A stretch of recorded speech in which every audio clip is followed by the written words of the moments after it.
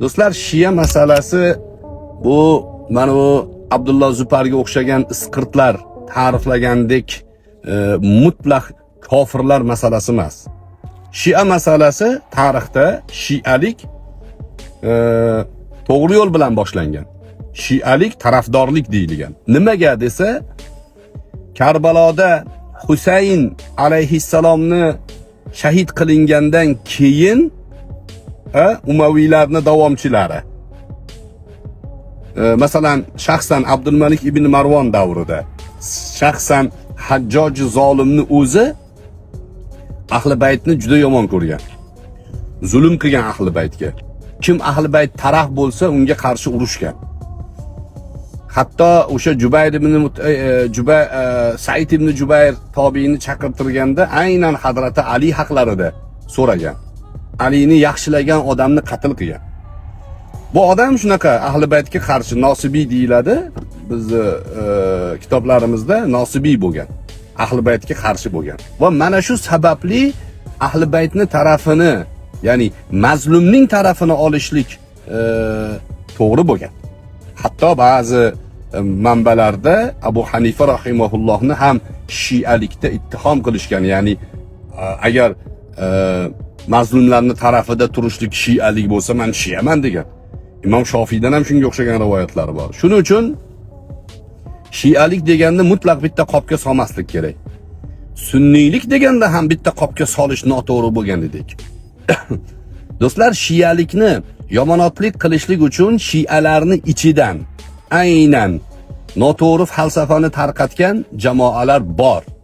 Sunniylarning ichida bor, men sunniyman deganlarning ichida bo'lgani singari. Misol uchun dedik, Hazrati Alini payg'ambar deb bilish.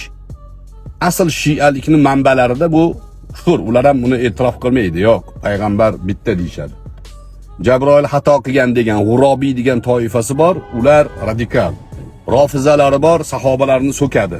Oysha onamizni zinoda ayblaydi. Bularni musulmon emasligini shialarning olimlari ham e'tirof qiladi.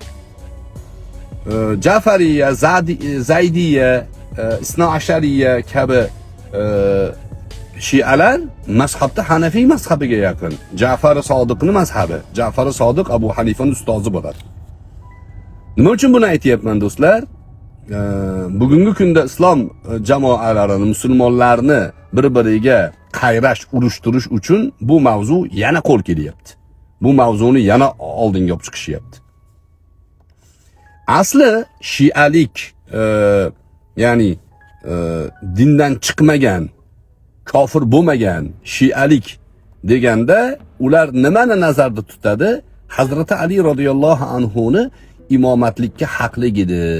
Undan oldingi Abu Bakr, Umar, Usmon radhiyallohu anhum ajma'inlar dan ko'ra Ali xalifalikka loyiq edi degan ijtihod, siyosiy qarash. Mana shu qarash shialikning asosi bo'lib qolgan.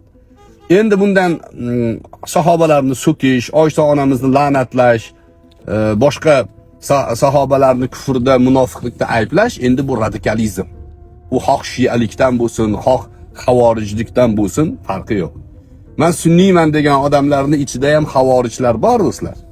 Mana musulmonlarning hammasini kofir deb qonuni halol sanab yurgan qancha betayinlar bor.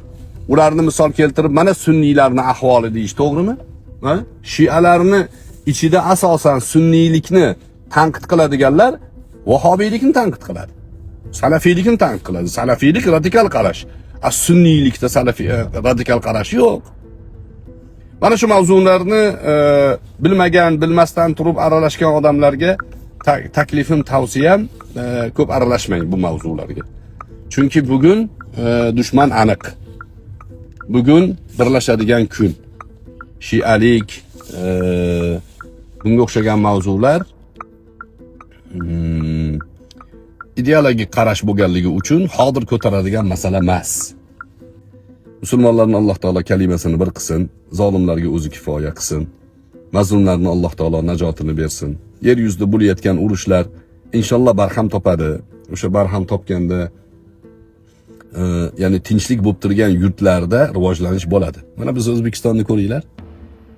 Rivojlanish bo'lyapti-yu. Nimaga desa, tinchlikning sharofatiga. eng birinchi o'rinda tinchlikni ta'minlanadi, keyin foyda keladi. Agar tinchlikni ta'minlamasangiz, qilingan foydani hammasi habo bo'ladi. Behuda isrof bo'ladi. O'shaning uchun avval tinchlikni himoya qilishimiz kerak. Davlat asos bo'lish kerak, qonunchilik joriy bo'lish kerak. Fohishalar xohlagan odamga shantaj qilib, o'zini ya'ni shantajini o'tkazib, ichki ishlarni qamataveravermaslik kerak. Uni atrofida saqich mediaga o'xshagan dayuslarni qo'llab-quvvatlamaslik kerak. Ana o'shanda bir bo'lamiz, ichimizdan bir bo'lamiz, mamlakat rivojlanadi. O'zingizlarni ehtiyot qilinglar. Assalomu alaykum va rahmatullohi va barakatuh.